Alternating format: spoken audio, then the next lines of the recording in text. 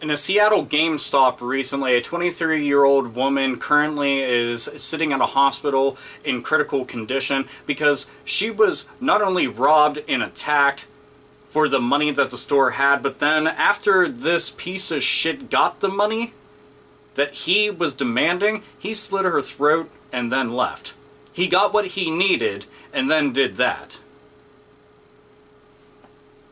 I don't have to sit there and fucking tell you why this is all fucked up, but we all have had 8-hour or more shifts where we had to go and attend a job that we didn't want to go to, and especially within retail outlets or just anywhere in general that has a cash register at the ready. Anywhere that it seems that it's accessible to the general public, that somebody can easily get entrance to and then decide that they're going to hold the place up.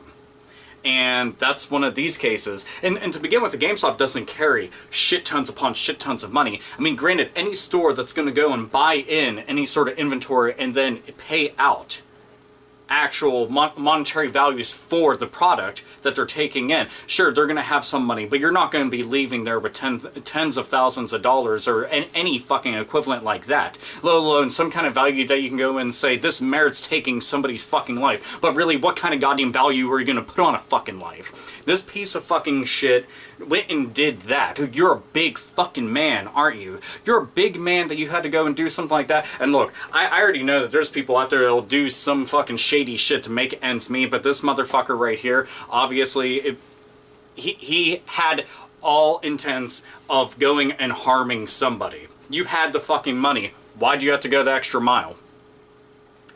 Luckily, the girl's still alive, but it fucks me up to think that all you're doing is you're going to a job that some people would consider to be an honor to have, that they get to be surrounded by video games and they get to sell them. They get to talk to like-minded individuals about a hobby that they enjoy so fucking much. All of a sudden, you have a knife pressed up against your throat and you're being demanded money from a safe.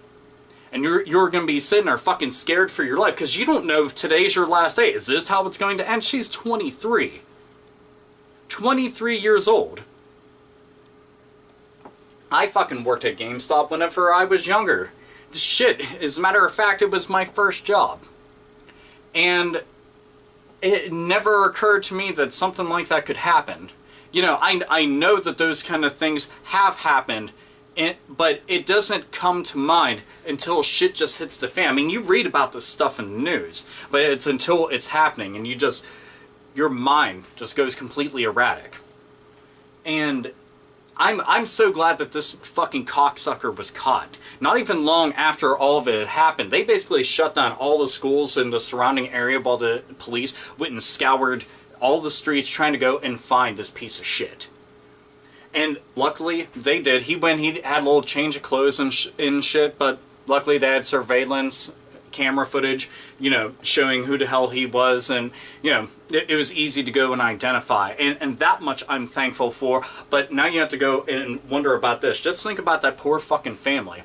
You know, your sister, your daughter, your girlfriend, whoever, you know, they're sitting on a hospital bed fighting for their life, all because this motherfucker wants to go and leave with what, maybe about $300.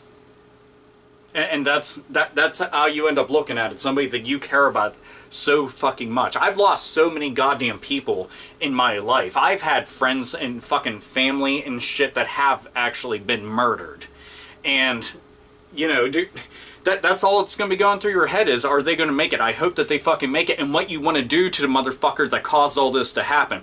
You want to break every fucking bone. You want to do everything slowly and methodically. You want to make sure that they feel every fucking ounce of pain, describable, so that it can at least feel that things are starting to even out, and even then it's not going to be enough. And I always look at fucking pieces of shit like this. I'm like, attempted murder, you went in there just for that couple $100, you needed that, and you need to go and take this girl's life, this innocent girl's life who was just doing her fucking job? I say this. I say your ass gets the fucking chair, gets a gas chamber, whatever. And somebody will be like, oh, you can't solve anything like that. Yeah, well, you want to know what? He tried taking her out of this fucking world completely. I wouldn't feel bad going and throwing the switch. Not one fucking bit. I'd feel justified in doing it. And I know that this is an argument and debate that many people can go and have, whether or not the death penalty is something that should be offered or should even be applicable depending on the situation, the circumstances. And the thing is, to me, motherfuckers like this should be snuffed at. And someone could say, oh, well, you know, I think that in some kind of cases like this, we'd be able to go rehabilitate them. Doesn't take away the fact that he tried killing her. He tried. Luckily, she's fucking tough enough that she fought for her life and is still living.